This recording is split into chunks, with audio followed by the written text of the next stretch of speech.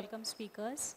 So glad to have this stellar panel today, and we have very short time and all stalwarts sitting here with us. So I don't want to take much time introducing the topic. We know it's a very interesting topic, managing risk, reputation. And we have seen so many television shows on PR professionals, fancy shows like Emily in Paris, that gives us the idea that you create a hashtag, your content goes viral, and that's where the story ends. But that's not where the story ends. Maybe that's where it starts, and maybe that's a minute fraction of the entire story, right? So what I want to understand from you is, how are PR professionals building strong communication strategies that not only identify, but also mitigate challenges, threats to businesses, brands that you work with? We'll start with the lady, you first. Thank you. That's a very interesting question, and I think every PR professional throughout the course of their journey are constantly trying to rebuild, relook at how you need to look at newer ways of managing reputation. Multiple things that are part of this exercise and initiative that professionals need to look at. A, understand the environment that the brand is operating in. What are the political, regulatory, compliance, environment risks that can impact a brand? What is your communication strategy, and how is your communication strategy constantly being revamped to cater to these risks?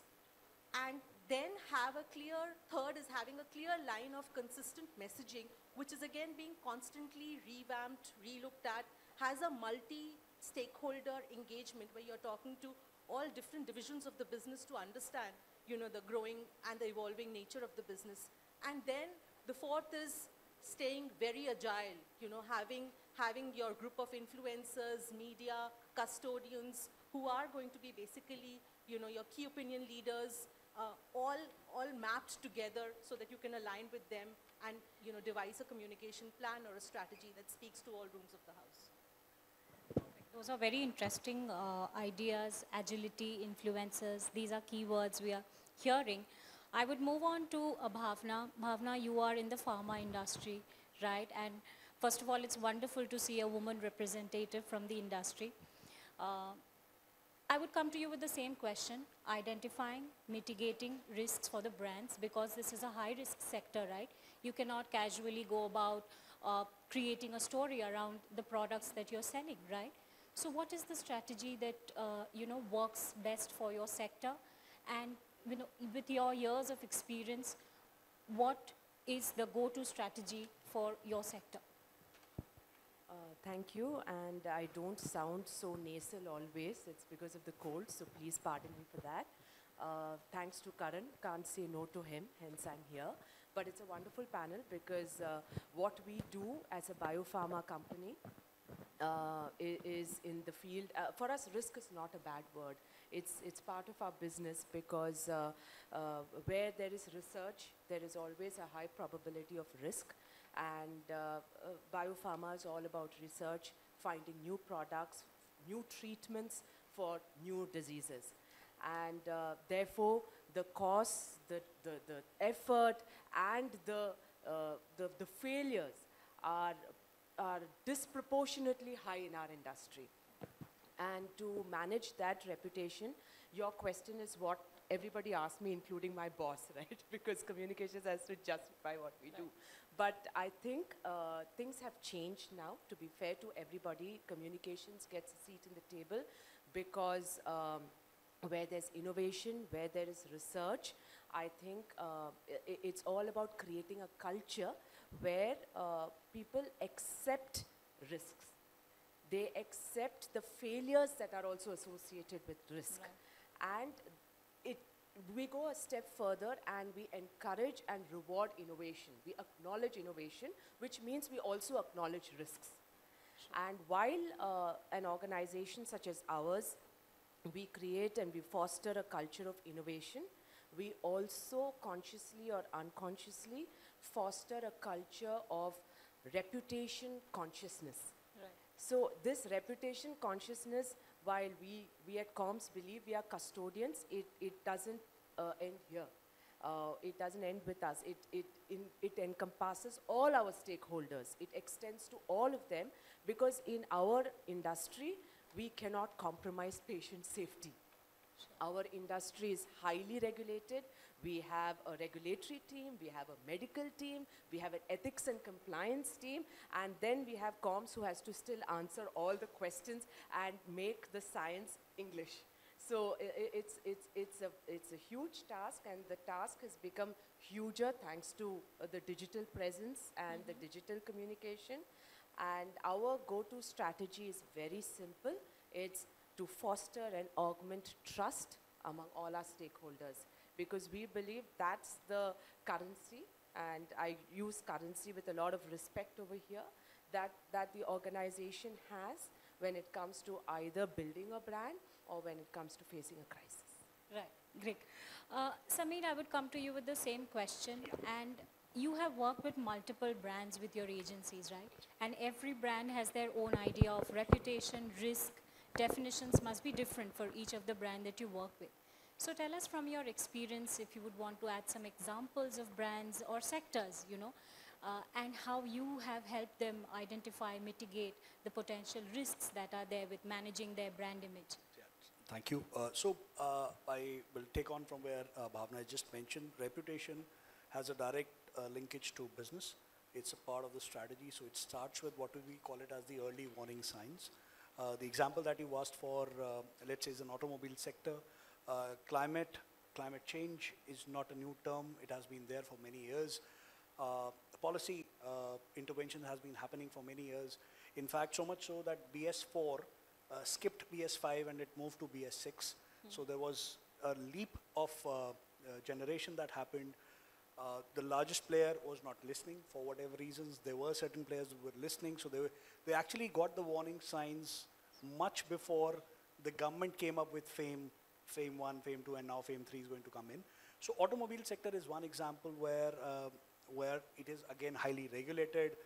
We've seen one of the darling brand of ours being what is called a sunset now because they couldn't comply with the BS4 and BS6, and therefore the 1 lakh rupee car had to wane off. And that can happen from a business perspective in case you're not listening to what's happening in the space.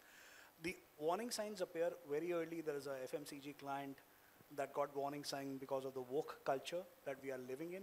They had to change the brand name. A brand which is worth 3,500 crores had to go in for an entire brand name change because people called out the brand ambassador, people called in the name that that brand was using. So these are early warning symptoms that come in, and as professionals, pure from a comms perspective, our job is to tell the players that, okay, this is something that is happening. This is something that you need to take care of. If you don't regulate yourself, then government will come and regulate you. So we've seen in cinemas, we've seen in television, now we are going to see it in OTT. Right? So if you look at any sector today, all sectors are getting regulated. All sectors are getting very complicated. There is hardly a sector that doesn't have a regulatory oversight on it. Right. And in case you have to go to capital markets to raise money, you have multiple regulators who will look at you. We have a large player in the fintech space, one of the leaders. He got a rap on the knuckle because he was not listening to the regulators. Right. So. Same question to you, Kanika, and I love the way you answered the questions without naming the brands, but we have a fair idea of who you're talking about. Similarly, Kanika, if you would want to give us similar examples without giving us the names, we'll guess, we'll try. Okay. From experience, how has it been for you? If you can name a couple of sectors you have worked with, and when we talk of high risk, I'm sure it is not just about the sectors that we call serious, like pharma or something. It might be simply a bad company. They are also in the business of making money. So, if you have any examples, lighter examples, heavier examples, anything, help us understand that. Okay, so I'm not going to talk about a company. I'm going to talk about a country. Sure, please. Okay, and so I was involved in a country in the GCC, the Gulf. I joined there late 2013-14, and the whole objective was to drive tourism, right? And you all know how all of us used to perceive the Gulf, right? And some of their better jewels, right? And, everybody was like, oh, you can't hold hands there. I can't walk in the beach. There's no nightclubs. I can't really have a party. So I'm not going to go there. Maybe Bangkok's a better place for me or London's a better place for me. And there was a lot of conversation that used to happen online, particularly in social media. Right. And I was head of global marketing, and therefore one of the biggest issues was to manage this situation. And the most important learning for me was that you have to listen to what people are saying.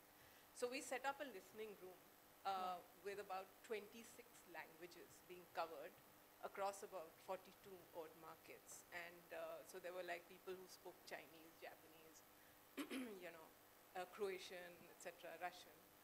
And each one of them was looking at the social media which was pertaining to their country and actually looking at what people were saying. And there was a set of pieces that we were getting which were pretty common in nature. And so we had to really set up a huge knowledge bank of what exactly are the responses that we will set in place. So I would say one of the biggest learning was, if you don't have knowledge and if you don't manage the knowledge well, then you're in trouble, because then you're sort of working on the fly. Sure. So that's one. The other area which I think is really important is, in the area of understanding a vertical. Because there are so many nuances that are related to each industry and the regulations around the industry.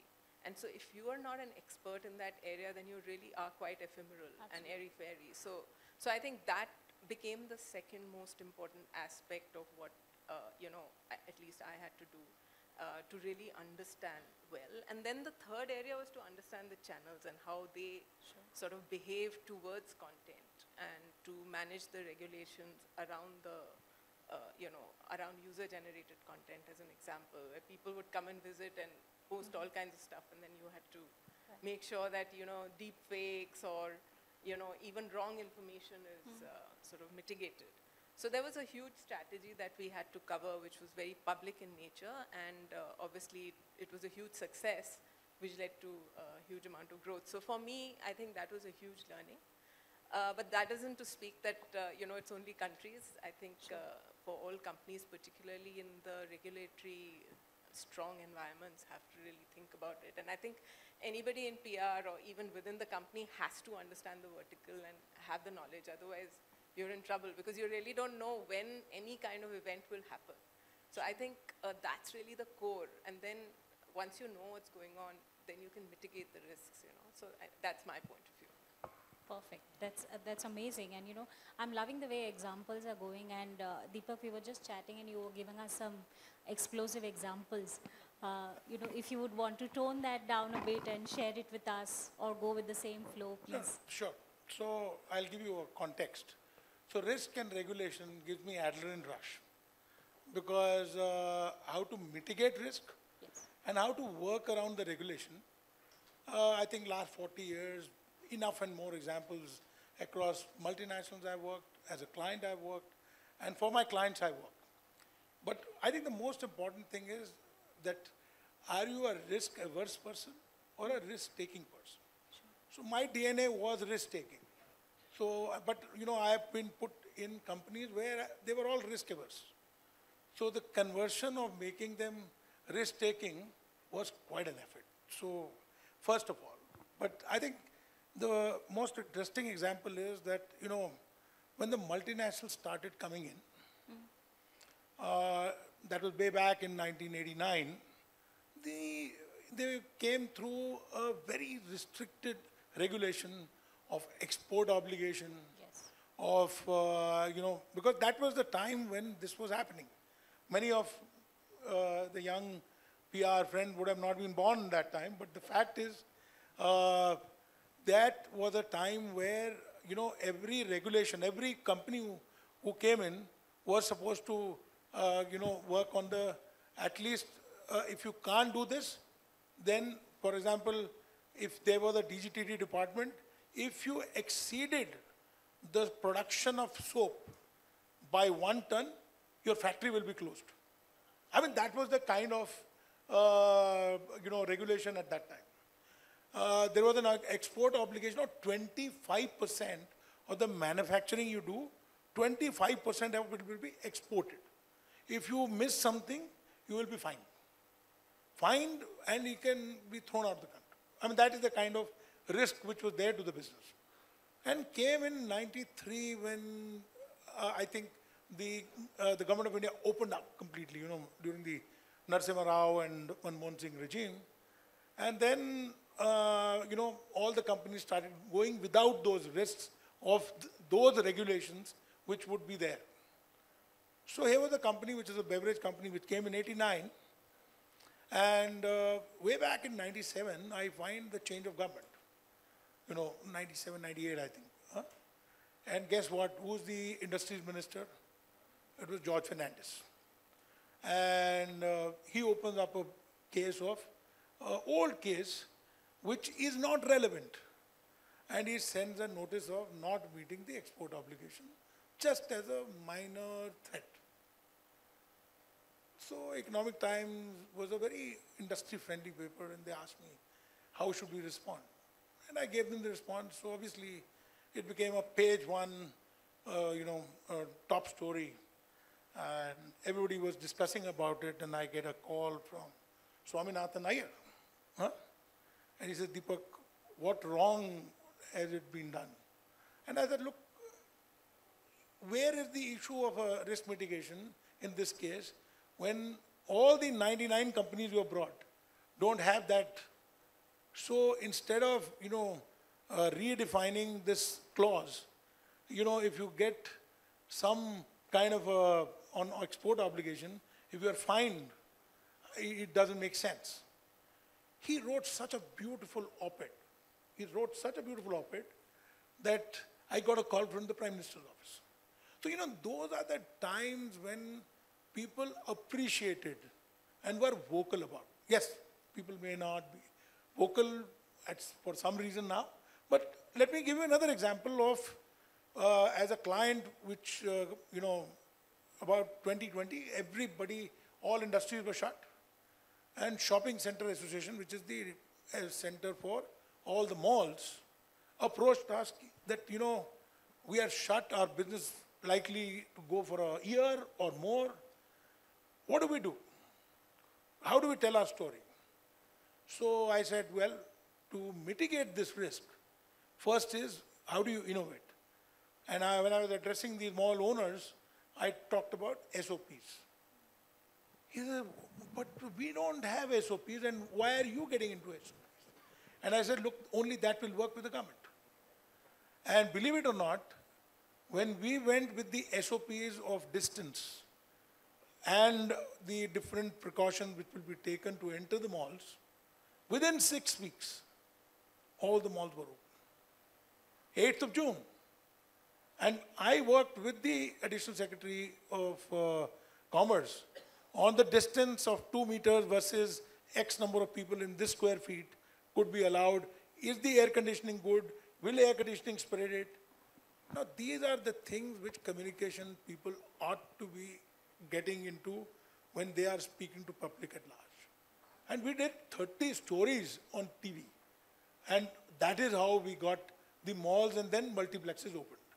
So these are two risks and regulated part of the, I can go on and on and on and on, but I think we have other panelists to go. Thank you. Well, very interesting points. And, moving on to the conversation that we're having now and, the risks that we're dealing with now, some of the buzzwords that we're hearing are trolls, cancel culture. These are things we're hearing, even with ads, even with communication stories that look fine to us, but people have somehow managed to find a fault in it, right? So what are the emerging tools that each one of you are using, or what do you think is extremely useful, so that the company has the right balance, or the businesses have the right balance between, striking the right chord of taking risks, balanced risks, and also managing the existing reputation of the company? We can start with you again, Sneha. Sure, that's interesting. There are multiple tools that are available, right? Because as you operate in an extremely digital savvy, AI-led environment, it's important to constantly keep assessing these tools and also innovate when it comes to, the kind of tools that you're using. So for social listening, there are tools like Brand Watch, Melt Water, which do real-time analysis and monitoring of whatever other conversations on social media. Companies which are in businesses like BFSI, for instance, they have tools, again, which are constantly assessing, customer feedback. They work with different agencies and firms to, for instance, HDFC last year went through a massive crisis of a cybersecurity breach, which needed them to communicate real time with people in the industry, tell their customers, partners, stakeholders about what is happening. So they engaged in different tools there, and there are a whole bunch of new AI, ML tools which are constantly helping. Zomato, for instance, or any food delivery platform company for that matter, is constantly using a lot of these tools to, constantly access and know the feedback that's coming on their social platforms and quickly assessing and responding to those. So, yeah, I think, over the years, these tools have refined and there's a lot more happening in the space. Bhavna, if you can elaborate on that, because unlike what Sneha said, I'm sure it is not always direct customer feedback for your sector. How does it work for pharma?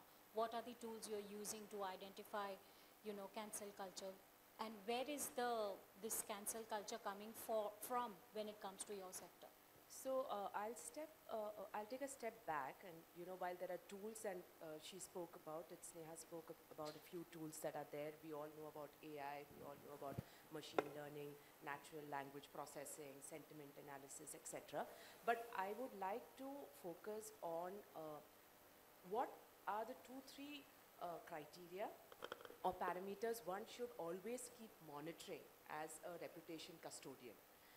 So in this, the digital social media galaxy where everybody can give their opinion, I think the best thing that has come out of it is it's two-way.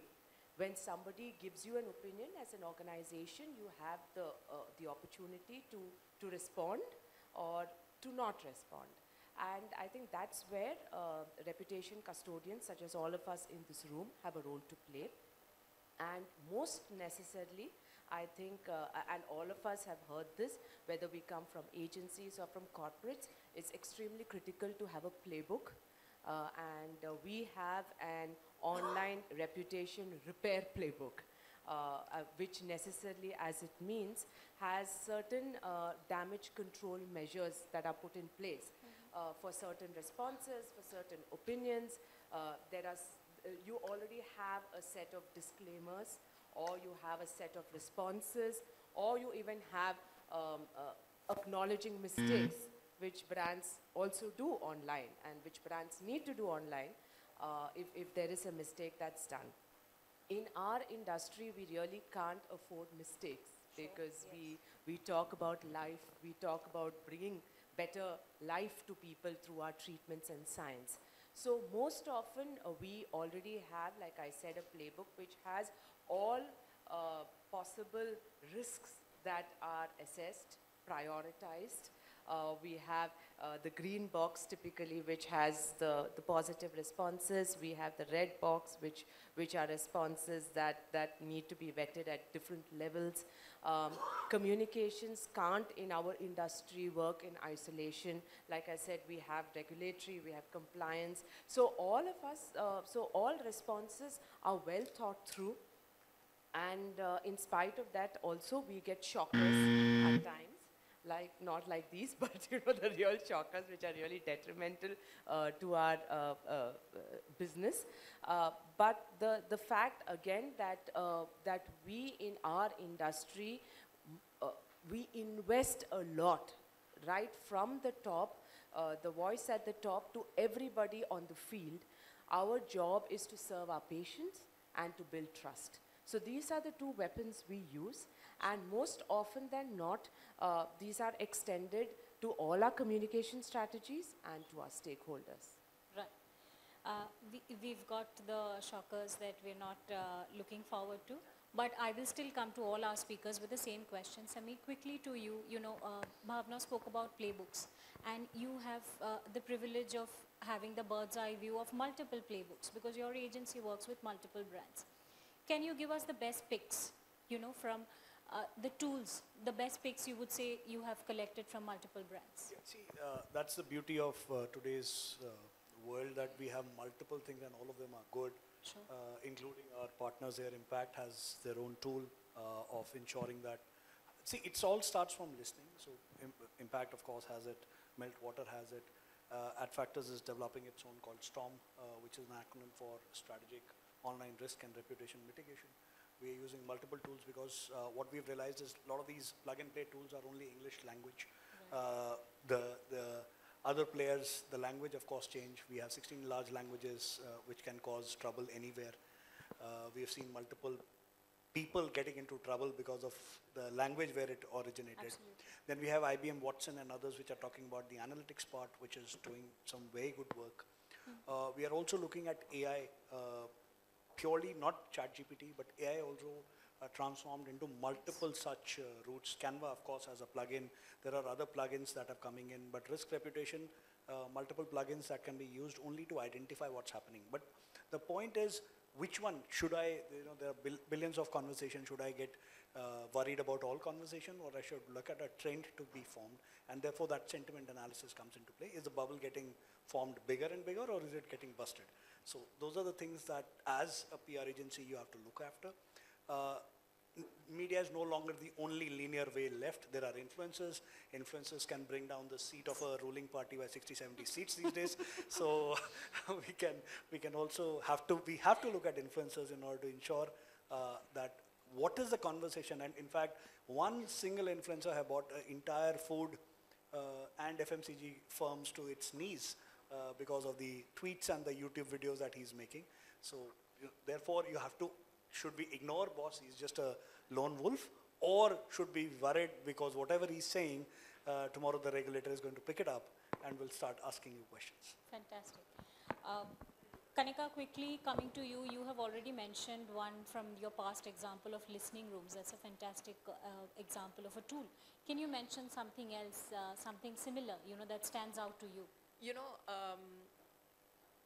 We use Sprinkler, and that's a fantastic tool. And I think the reason why I'm mentioning it is because, not because anybody from Sprinkler is here, I hope, but because, you need a tool that has an ability to sort of adapt to your needs. And what happens is this plug and play kind of tool doesn't really give you the right reports. So what I feel is that there is a certain degree of adaptability and customization that's required. But having said that, I think the most important thing and the biggest trend I feel is really all about artificial intelligence and how you're plugging into AI into your knowledge management. Because I think the biggest problem that exists in large organizations is that they don't know where the issue is going to come. Kabhi it can be the data breach, tomorrow it could be a deep fake video, day after it could be a customer who's driving you insane. And so, there would be half a dozen or maybe a dozen different areas in which issues could arise. And I think there are 2-3 ways in which you have to manage this. One, of course, is to make sure that you have the knowledge management, which is, if it's connected with AI, it's much faster. So that's one part of it. And the other part of it is transparency. Within the organization, the honesty and the transparency with which you have to operate and the culture that you have to build, I mean, a tool can't do it. Sure. So there has to be something around this tool which sort of needs to work, and the honesty of the leadership, the transparency with which they operate, the way in which they listen to what each and every sort of employee is saying. Because more often than not, the employee knows what the problem is, but if he's shut up, then you're in trouble, right? Then black swan events happen. Absolutely. Beauty of these conversations is Yes. we can go on forever. No. Yes. So, it's always a disadvantage to be right at the end. Because, you have to finish fast and can wrap you don't it have. up So, for us, let me yes. put it very simply. 2 things which you have to remember. What is a tool meant for? A tool is meant for knowledge and replicability. How you can replicate that. So whether you do an AI or whatever, AI to abhi aaya hai, but So I have joined companies where a risk assessment tool for 23 risks were there. But still, that company had a lot of problems because nobody owned it. So when somebody threw it at me, I said, why me? So I had to go to all my senior management team and say, guys, you own it or we perish together. So, but then everybody decided that yes. So we went on an offsite and worked on 23 risks, put the template together, and then after that, for 2 years, they said, things are much better.